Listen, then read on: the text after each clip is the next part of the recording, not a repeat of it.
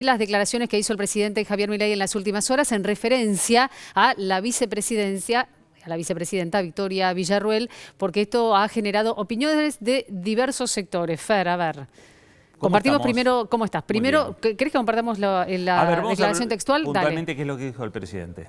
La frase textual es: Villarruel no tiene ningún tipo de injerencia en la toma de decisiones, ella está cerca de la casta.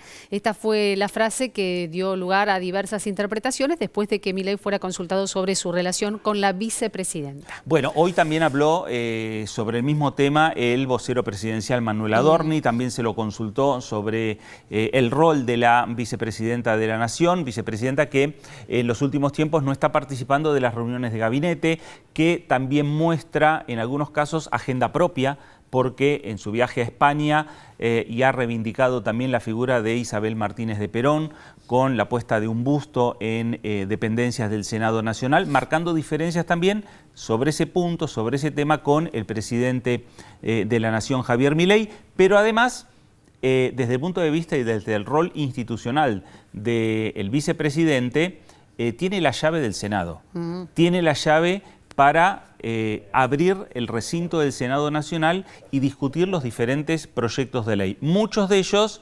impulsados desde Unión por la Patria, que tiene una mayoría importante de 33 senadores sobre una base de 37, que son en definitiva para poder tener el quórum y llevar adelante iniciativas. ¿Cuándo se va a abrir nuevamente el Senado? Porque Victoria Villarruel prefiere no abrir el Senado para que no sea una caja de resonancia por parte de los diferentes cuestionamientos desde Unión por la Patria hacia el Gobierno Nacional. ¿Cuándo se va a abrir el Senado Nacional? Es muy posible finalmente la próxima semana, con la presencia del jefe de gabinete Guillermo Francos, dando su informe mensual ante la Cámara de Senadores. Hablas de cuándo se va a abrir el Senado. ¿Qué pasará con las sesiones extraordinarias, Fer? Porque hay varios proyectos que, bueno, no tuvieron tratamiento por falta de quórum o porque finalmente no se llegó con el dictamen, y hay algunos en particular que le importan al Poder Ejecutivo. Uno de ellos está relacionado con una reforma electoral que impacta de lleno en las PASO, en las primarias. E impacta de lleno en el calendario electoral del año que viene, del año próximo, y la regla no escrita del Congreso Nacional dice que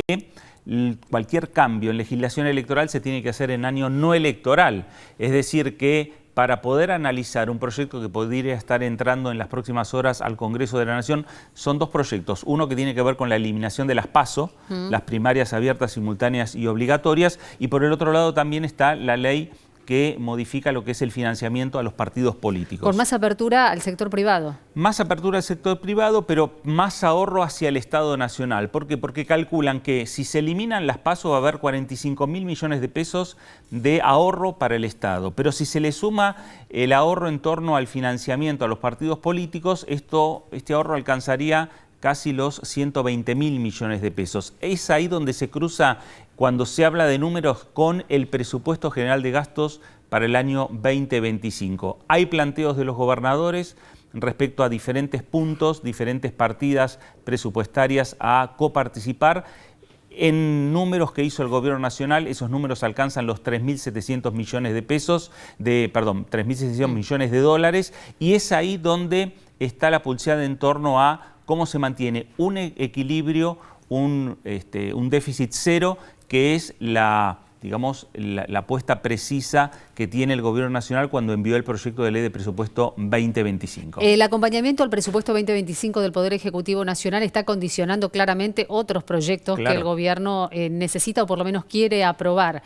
Por lo tanto, ¿se está o no más cerca de las extraordinarias, Fer, teniendo en cuenta además lo que dijo Esper la semana pasada? A ver, hoy, en torno a las discusiones que plantean desde el gobierno y que plantean los gobernadores nacionales, cuando el gobierno está señalando que va a enviar un proyecto para modificar las PASO, esto quiere decir que va a estar anunciando la apertura de un periodo de sesiones extraordinarias, no prorrogar las ordinarias, sino un periodo de sesiones extraordinarias, porque en ese periodo únicamente se pueden discutir los temas que habilite el Poder Ejecutivo Nacional. Uno de los temas a habilitar, ¿cuál sería? El tema de la reforma electoral, para discutir el tema PASO y financiamiento a los partidos políticos.